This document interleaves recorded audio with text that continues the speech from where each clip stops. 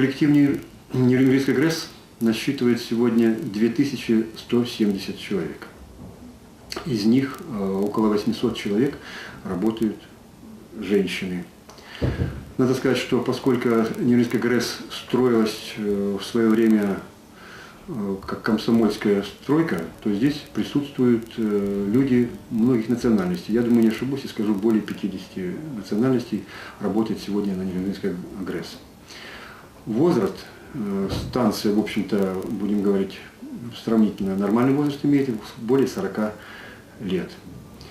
На станции работает 257 руководителей и специалистов. Ну, остальные это рабочие и служащие. Образовательный уровень на станции, нужно сказать, очень высокий, потому что работают и на рабочих должностях, много со средним специальным образованием и с высшим образованием. И поскольку у нас ответственное производство, поэтому нужен обязательно соответствующий образовательный уровень.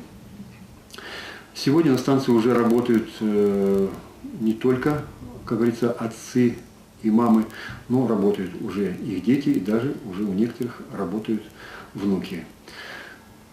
Предприятие наше очень серьезное, пользуется большим авторитетом в городе, поэтому на станцию попасть очень трудно, и текучесть кадров у нас на станции небольшая.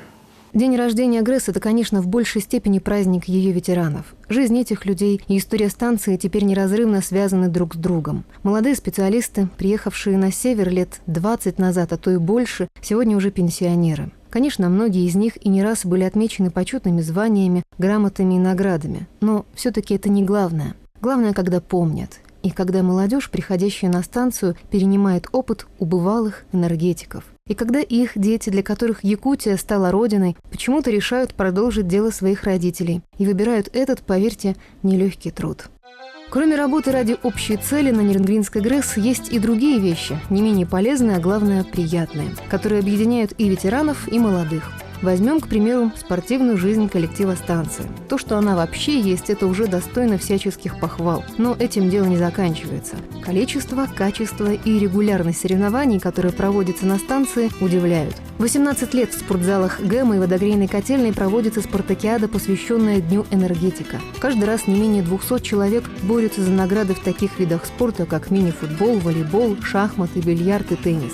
Более 20 лет команды Чульманская ТЭЦ, Алдана и, конечно, НГРЭС съезжаются все вместе, чтобы определить обладателя Кубка вызова по 5 видам спорта. В феврале 2002 года на хоккейном корте и на лыжне у поста ГАИ в поселке Серебряный Бор впервые состоялись соревнования, посвященные Национальному дню здоровья.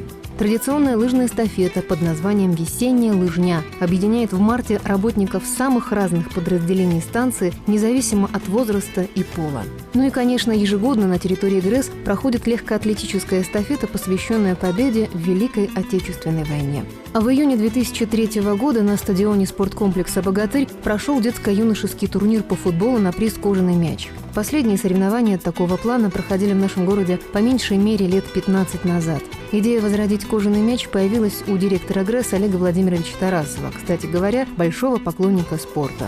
Похоже, что Нерюнгринской ГРЭС всегда везло с директорами. Все они старались уделять спорту, особенно детскому, больше внимания. Еще в начале 80-х Дмитрий Владимирович Букин, первый директор, мечтал, чтобы ГРЭС обзавелась собственным яхт-клубом, и этой мечте суждено было сбыться. Яхт-клубом «Парус», о существовании которого в нашем городе знают далеко не все, руководит с 1992 года Вячеслав Уткин.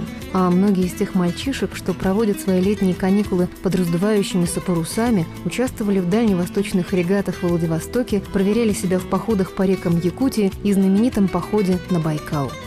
За 20 лет существования школы бокса на ее ринге зажглось немало ярких спортивных звездочек, чемпионов республики, Дальнего Востока, России. Конечно, не без помощи тренера высшей категории Анатолия Петровича Леошко, кстати, мастера ЦЦР. Более 20 лет назад, еще на строящейся станции, была организована секция хоккея. Сегодня это уже хоккейный клуб «Энергия», руководил которым долгие годы Константин Фаткулин.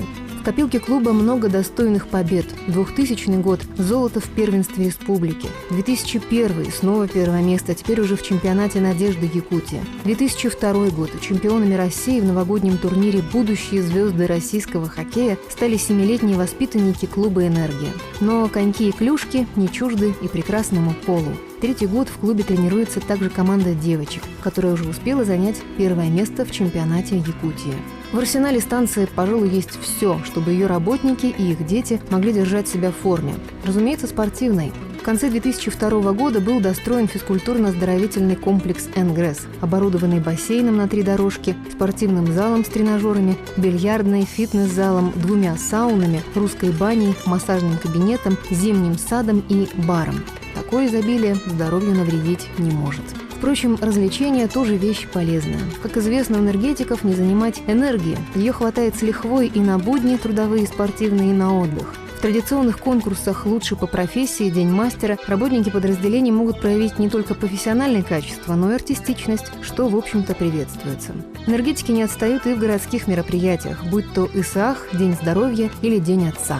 Одно из самых красочных летних зрелищ – День Нептуна на водохранилище – тоже творение работников ГРЭС и яхт-клуба «Парус». Организацией летнего отдыха занимается профсоюз и его недавно избранный председатель Константин Фаткулин.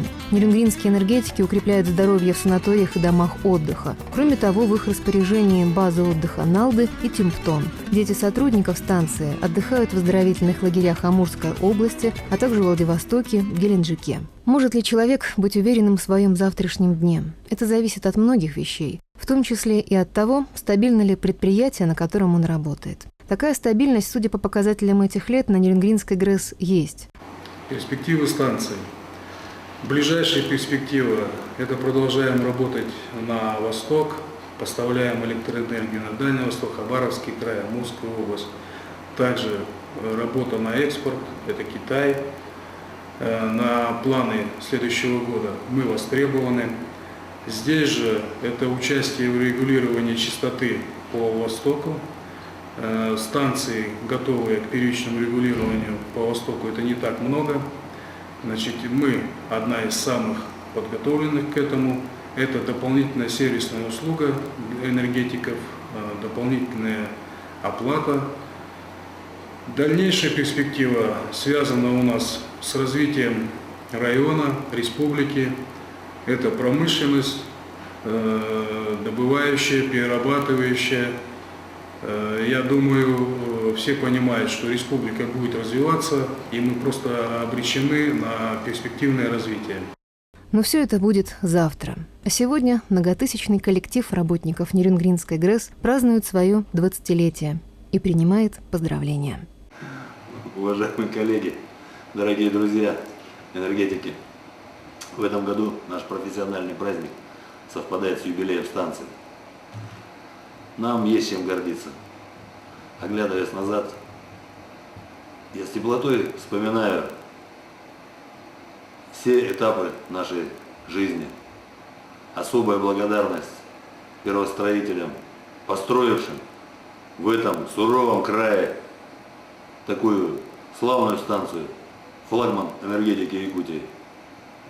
Желаю всем вам счастья, здоровья. Поздравляю династии, ветеранов наших. Поздравляю также нашу молодежь. Вам есть на кого равняться, вам есть кем гордиться. Я хочу, чтобы вы приняли эстафету у нашего старшего поколения и также с честью несли флаг Нерюнгринской ГРЭС. С праздником вас, дорогие друзья!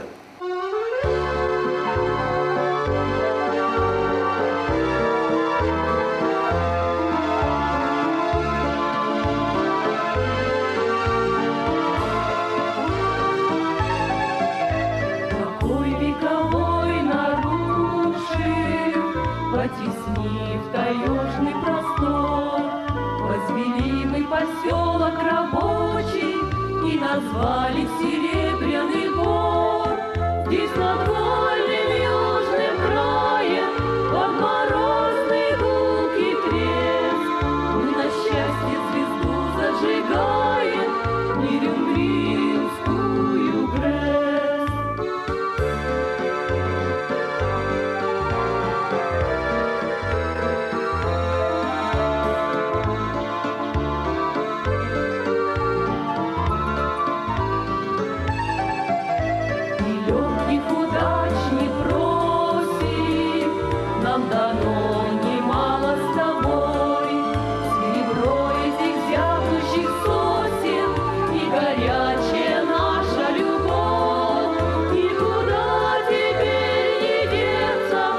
счастливых этих мест навсегда останутся в сердце сладкий сос и грязь.